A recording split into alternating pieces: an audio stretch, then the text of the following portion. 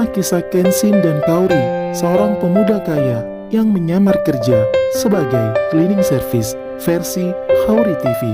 Episode 391. Yudis, yang tengah berada di dalam kantor polisi, bersama dengan beberapa pengacaranya, terus berkelit, memberikan keterangan yang tidak valid, dan kerap berubah-ubah, memancing emosi para penyidik, hingga pada akhirnya, pengacara Yudis ikutan terpancing, sehingga terjadilah sedikit gesekan antara pendamping Yudis dengan beberapa pihak dari penyidik kepolisian, karena telah membuat kegaduhan di tengah-tengah penyidikan. Maka pengacara Yudis diusir keluar ruangan. "Hai, kami punya hak untuk mendampingi klien kami. Kami dilindungi oleh hukum. Jangan main-main dengan kami," ujar beberapa pengacara Yudis. "Keluar, Anda keluar. Kami menghormati dan menghargai privasi Anda. Silahkan Anda semua keluar dari dalam ruangan ini. Biarkan kami bekerja terlebih dulu."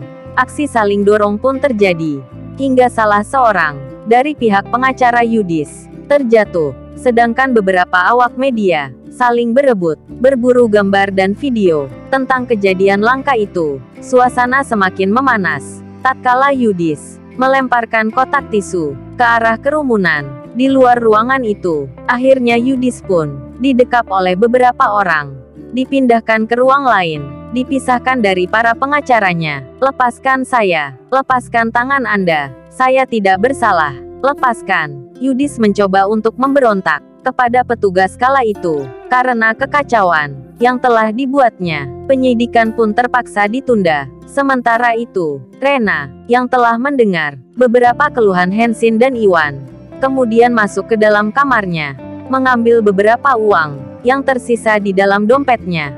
Dilipatnya uang itu hingga beberapa lipatan. Setelahnya, dia pun keluar dari kamarnya dan memberikannya kepada Henshin, sembari berkata, "Maaf Mas, cuma nemu segini aja di dalam saku Rena, tapi kalau semisal masih kurang, Rena bisa tarik tunai kok. Tunggu di sini sebentar ya." Namun belum beranjak daripada tempatnya, Henshin segera menjelaskan, "Maaf Mbak Rena, ini saja, ini sudah lebih dari cukup.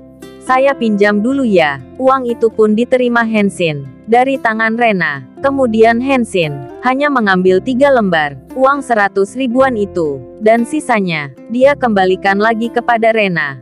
"Maaf Mbak Rena, saya pinjam segini saja. Ini lebih dari cukup untuk perjalanan pulang ke rumah. Sisanya saya kembalikan ya." Namun Rena menolaknya dengan bahasa yang lemah lembut.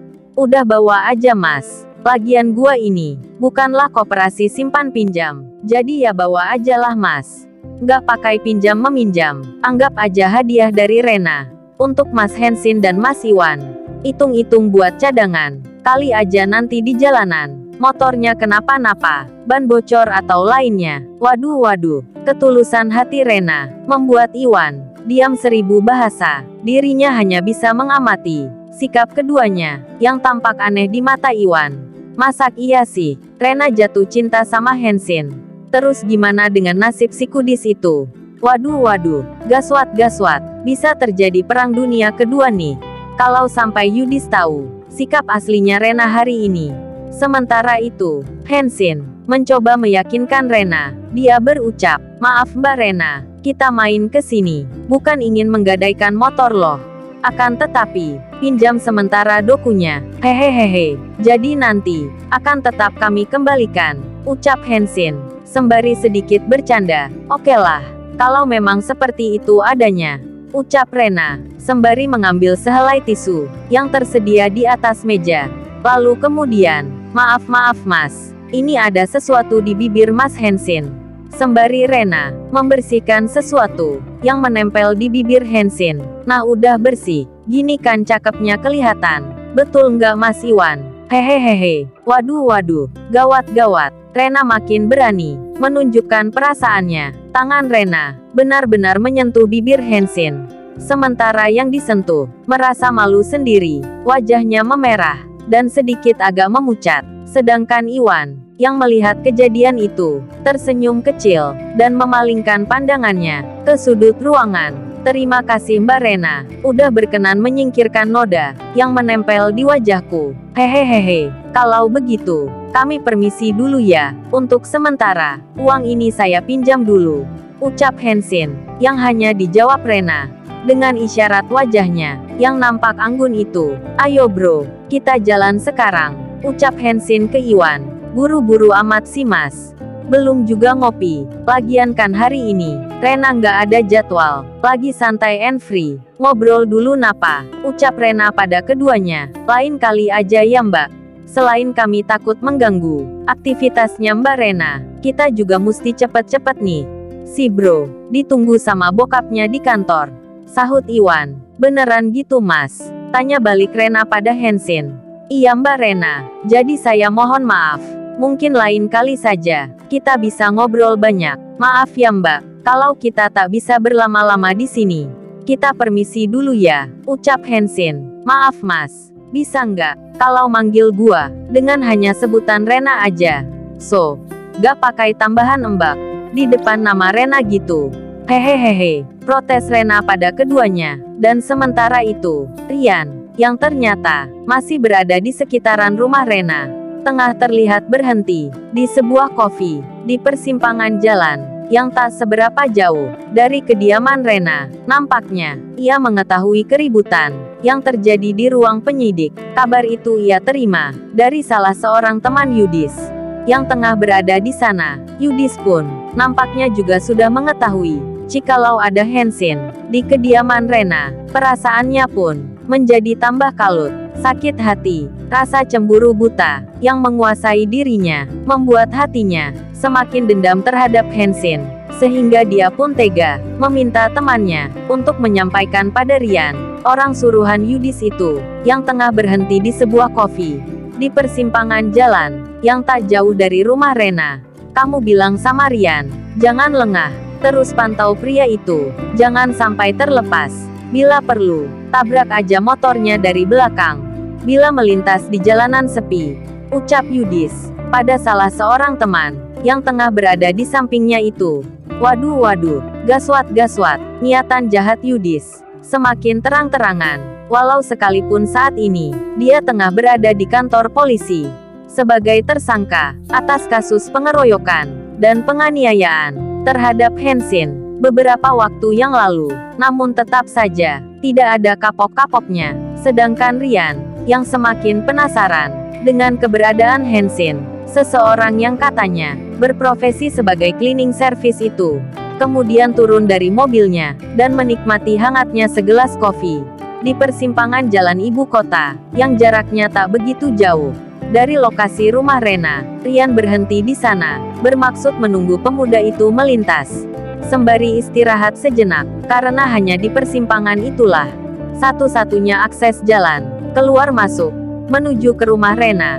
Sementara itu, Hansin dan Iwan tak menyadari akan pengintaian itu. Mereka terlihat santai, tak menaruh curiga sedikit pun. Dianggapnya kasus itu sudah berlalu dan berhenti saat Yudis ditangkap polisi. Namun pada kenyataannya, tidaklah demikian. Bahkan dendam Yudis semakin menjadi-jadi dan tak terkendali. Sementara itu, Hansin terlihat sedang berdiri, berbicara santai dengan Rena, hingga beberapa waktu berlalu. Akhirnya dia pun berpamitan. Ya udah Mbak Rena, kalau gitu, kita langsung jalan aja ya, ucap Hansin, sembari mendorong motor bututnya keluar dari rumah mewah itu. Namun tiba-tiba, Rena memberhentikan laju mereka. Tunggu sebentar mas. Tunggu di sini. Kemudian Rena memanggil salah seorang sekuritinya, Pak Ainul. Sini sebentar deh. Maaf Pak, saya minta tolong sebentar ya. Tolong belikan saya Pertamax. Pakai itu aja Pak. Sembari Rena menunjuk ke arah jerigen plat yang tengah bersandar di ujung pintu garasi mobilnya. Ini uangnya. Tolong diisi full ya Pak.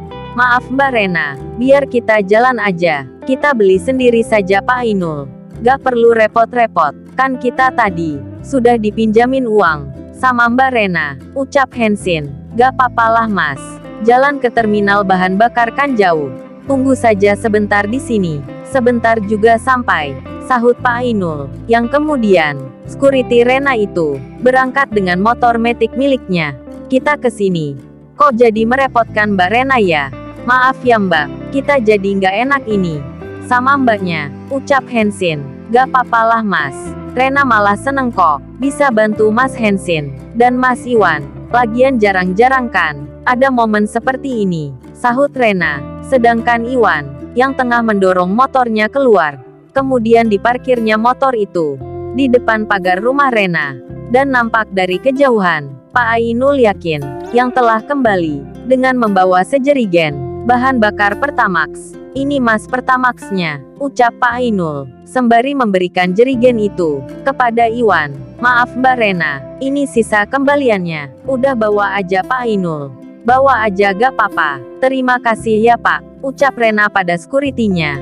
Sama-sama Mbak Rena, saya juga terima kasih banyak.